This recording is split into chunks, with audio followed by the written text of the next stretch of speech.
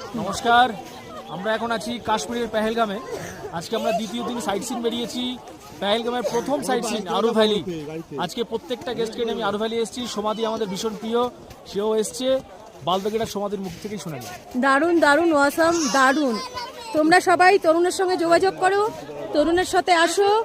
তো আমরা খুব এনজয় করছি।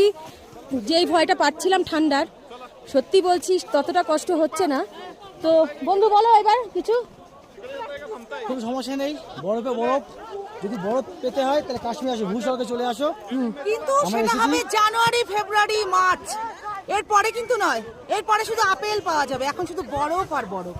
তোমরা বরফের এনজয় যদি করতে চাও তো তাহলে? তোমরা ফেব্রুয়ারি মার্চে এসো, নয়তো তোমরা বরফের এনজয় করতে পারবে না। কারণ আমরা খুব এনজয় করছি। টাটা, সবাই ভালো থেকো। আবার দেখা হচ্ছে নেক্সট ভিডিওতে। তো তোমাদেরকে একটু দেখিয়ে দিচ্ছি।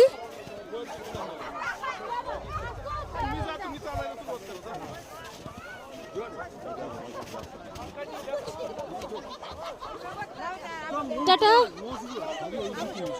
সবাই ভালো থেকো। খুব সুন্দর।